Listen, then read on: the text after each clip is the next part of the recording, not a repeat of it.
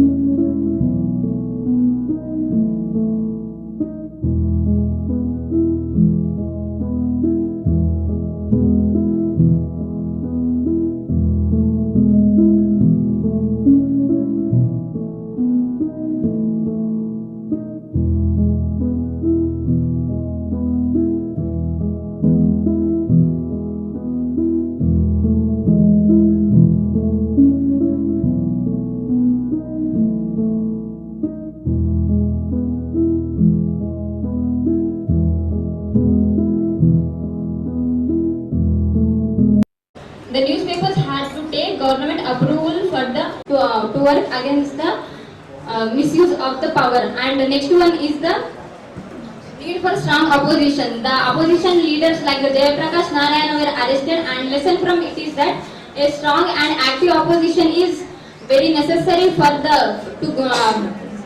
question of 1977. The people voted out of ruling party and draw out the articles 352, 353, 354, 358 and it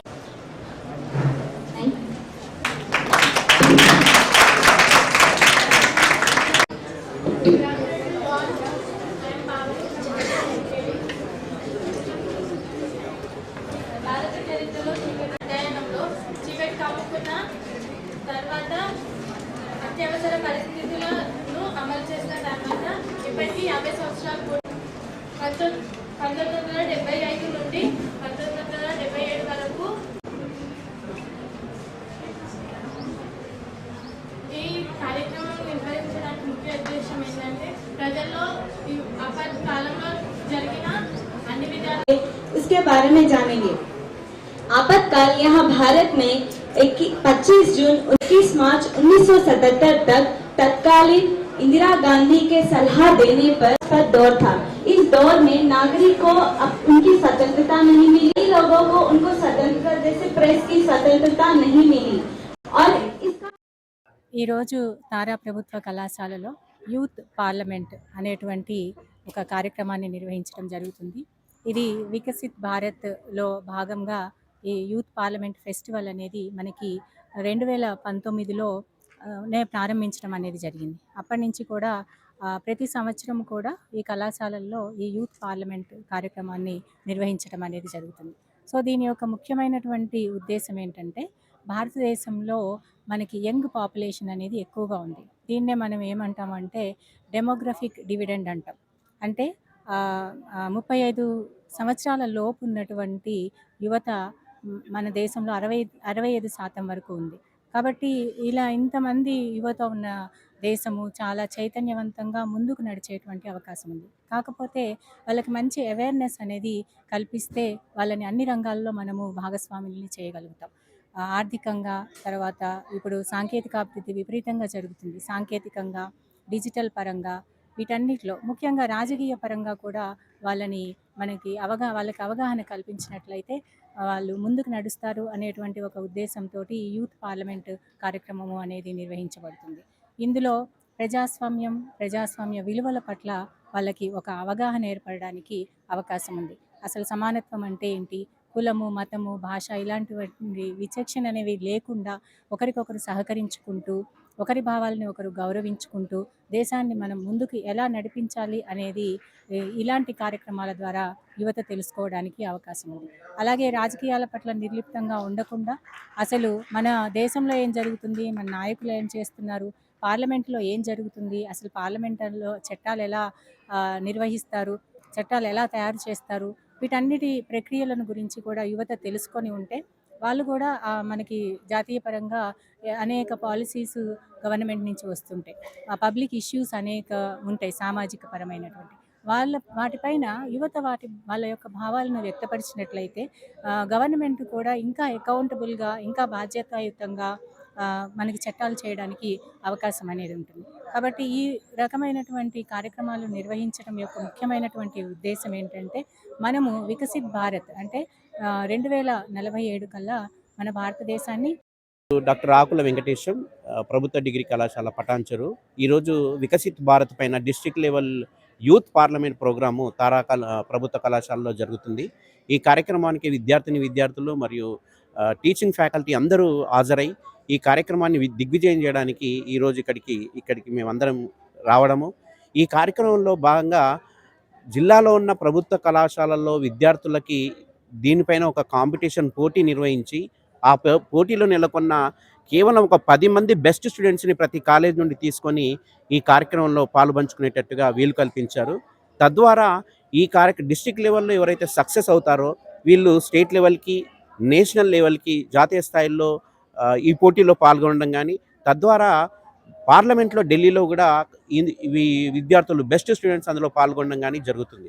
కాబట్టి ఇలాంటి వికసిత్ భారత్ అనేది development India అనే భారత ప్రభుత్వం యొక్క వినూత్నమైన కార్యక్రమం. ఈ కార్యక్రమం ద్వారా విద్యార్థుల్లో స్కిల్స్ అండ్ డెవలప్మెంట్ నేర్పించడం కానీ, లేదా వివిధ రకాల పోటీ పరీక్షలకు వాళ్ళని సన్నద్ధం చేయడం కానీ, లేదా వాళ్ళకు ఒక రకమైన ఆత్మవిశ్వాసాన్ని పెంచి స్వయం సమృద్ధి సాధించే విధంగా, అంటే ప్రభుత్వ ఉద్యోగాల కోసం కానీ, ప్రభుత్వ చేయుత కోసం కానీ ఎదురు చూడకుండా వాళ్ళే స్వయం సమృద్ధిగా తమ పనులు తాము చేసుకునే విధంగా స్టార్టప్స్ స్టార్ట్ చేసే విధంగా ఈ కార్యక్రమాలు ఉపయోగపడతాయి. కాబట్టి విద్యార్థుల్లో ఇలాంటి ఆత్మవిశ్వాసాన్ని, అవగాహన పెంచడానికి ఇలాంటి కార్యక్రమాలు ఇంకా చాలా అవసరము. కాబట్టి జిల్లా స్థాయిలో ఇలాంటి కార్యక్రమం నిర్వహిస్తున్న తారా కళాశాల సిబ్బంది, ప్రిన్సిపాల్ గారికి మరియు విద్యార్థులకి అభినందనలు తెలియజేస్తున్నాను. సో మేము డిఫరెంట్ కాలేజెస్ నుంచి ఇక్కడ తారా డిగ్రీ కాలేజ్కి వచ్చినాము. ఇక్కడ మాకు వికసిత్ భారత్ పోర్టల్ మీద మాకు రిజిస్ట్రేషన్ జరగడం జరిగింది. సో అక్కడ మేము ఇక్కడికి వచ్చి స్పీచ్ చేయడం జరుగుతుంది. అలా మేము సెలెక్ట్ అయిన తర్వాత స్టేట్ లెవెల్కి వెళ్తాము. స్టేట్ లెవెల్ అయిపోయిన తర్వాత మళ్ళీ పార్లమెంట్ సెషన్స్కి వెళ్తాము. సో ఇక్కడ మాకు ఇచ్చిన టాపిక్ వచ్చేసి 50 years of national emergency lessons for democracy అని మాకు టాపిక్ ఇచ్చారు.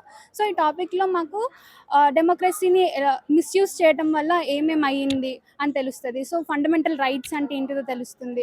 మా సిటిజన్స్ యొక్క మేము ఎట్లా పార్టిసిపేట్ కావాలి యూత్లో అని మాకు తెలుస్తుంది. సో ఈ ప్రోగ్రామ్ ప్రతి ఒక్క యూత్కి కూడా అవసరం అవుతుంది. Thank you. From Dr. APJ Abdul Kalam Government Degree College, Patancheru, and we are gathered here to talk about 50 years of emergency and lessons for Indian democracy.